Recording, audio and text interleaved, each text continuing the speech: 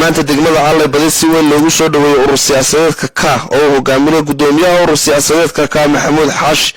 iyo xogayaha ururka ka Khadre Xaaji Geed hogaanka ururka ka ee qabyatire iyo marti sharaf kale ugu hore waxa halkaasi marti sharafka degmada Alle Baday kula hadlay gudoomiyaha garabka haweenka ee degmada Alle Baday Nuur Cabdi Qowrax iyo gudoomiyaha ودويسي وفدك شرفت له وهجامنا محمود حاشي أنا أقول شيء نقول إن شاء الله الله يبغى يقول سواها أتكسر محمود حاشي ماله حسبك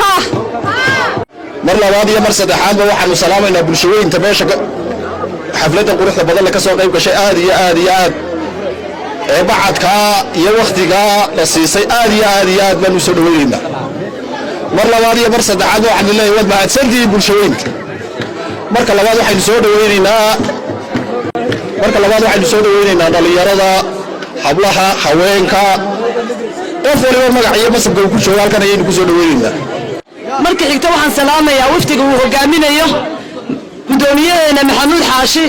waxaan leenahay gudoomiye ku soo dhawow degmada Alle Baday waxaanu ku ballan qaadaynaa inaanu hal iyo habeenba ku shaqayn doono sidaynu u gaari lahayn ururkan uu noqon lahaa xisbi mustaqbalka noqda madaxweynaha isku soo sharaxa wafdigan ururka ka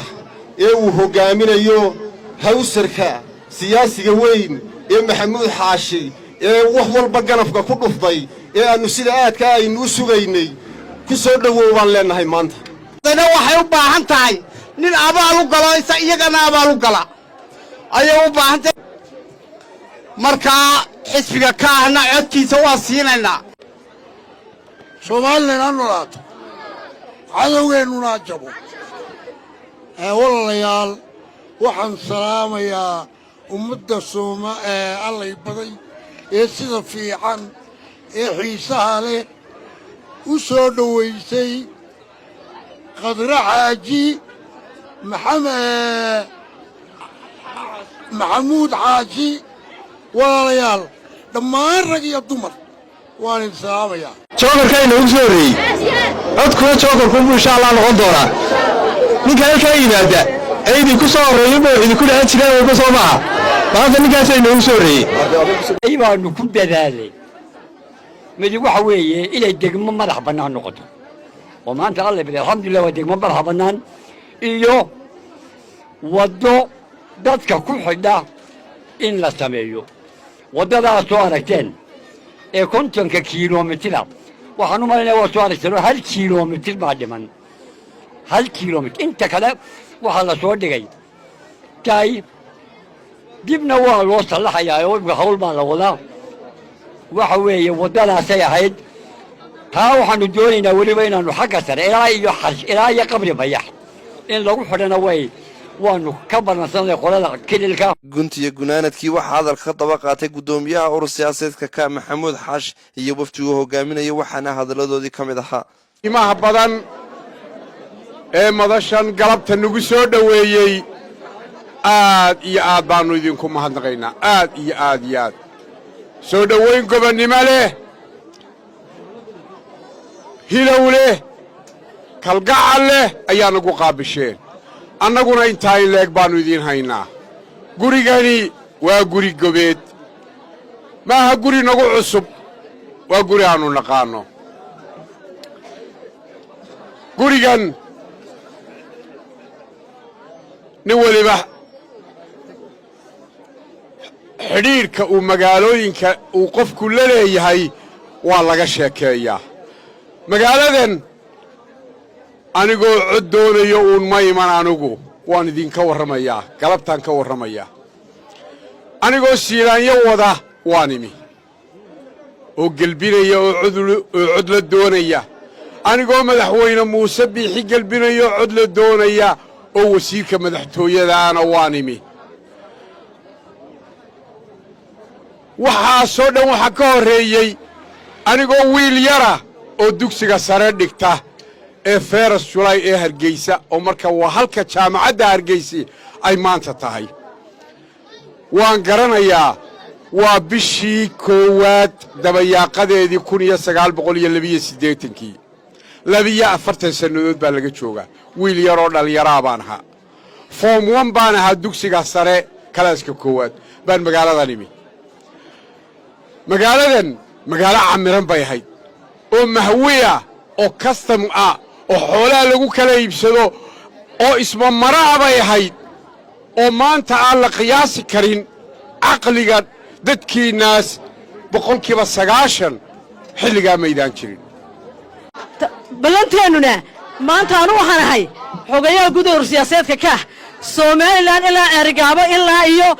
Sayla ayaa mas'uuliyadoodu saaran tahay oo aan ka shaqeynayaa halka maanta maxamed odaga rugcad adiga oo aan uga dameeyo arrin siyaasadda horta la bido maanta matalaya haba ahaatee qof kasto raali bido waxaan rabaa inuu ii ballan qaado sabab maadaama xilkaasi saaran yahay inuu isagoo khadra shaqeynayo ma ii ballan qaadaysaan ma ballan qaadaysaan soo codka ka igu ballan qaadaysaan ka maalintii aan wax ka qabanayeen u dhisaynay cagaha igu bararay waan aad baan xusan balse alla bada aqal marteedu hesho MCH ka maalintii aan dhisayay ee aan ku kordhinay aqalka waarka la badan maanta waxa loogu talagalay in dib haban yar lagu sameeyo ana hawsha soo qaado waxaan dib haban lagu sameeyo waar baan naga maqamano waarka imika dadka la dhigo oo maantaasan qabtay halkaas aan u taagnaa bildan sidii baraydan uga qaban lahaa kale waxaanu idin ballan qaadaynaa mashquulkaan nagu badan mar walba laakiin magaciina ayaanu wax ku nahay sharaftiinu waa sharaftayda ururka ka urur cid gaari leeday yaa la idin ka dhaadhicin yaa la idin oran reer bari baale ururka aasaasayasheedii bay ka mid ahayd budigeedii bay ka mid ahayd dhowrkii qof ee aan nala aasaasay qadraa ka mid ahayd maxamuud aniga guriga maxamed xaashi baa lagu aasaasay waa mulkiila qadri markay qadri mulkiila noqoto reer allay baday oo mulkiila ka tinka la socda abaal baan anna sheeganayaayo 2016 anigoo barasaa burcaka ayaa abaari ka dhacday jiidan oo dhan waxaa la yidhi loodii baa ka soo bixi weyday dawga sow maaha 100 baabuuroo cawsaan burcaydi ka soo raray 100 baabuuroo cawsaan ka soo raray 100kii baabuur waxaa la yidhi allay baday baa ugu daran ugu horraysiiya baan idhi iyaga 35 gaadhi oo cawsaan halkaa laydinku keenay sow ma lama keenin okaa abaal baan idinku leenno abaal baan idin gashannay laakiin waxaa u muuqataan dad diyaara oo abaalkii celinaya tii inanta kii maxamuud kaygii intaba waa laydinka rabaa waanu ku faraxsannahay in urur siyaasadeedka ka saamaynta uu ku leeyahay allay baday farxad weyn bay noo tahay aad baanu ugu faraxsannahay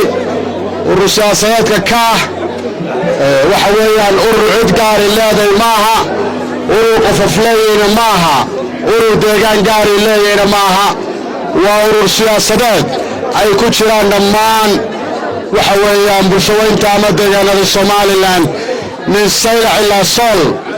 farxad weyn bay noo tahay maanta oo ay tahay maalintii ololaha ama campaign manifesto aynu lahayn ka urur siyaasadeed ahaan waanu ku faraxsannahay deegaankan maanta aanu joogno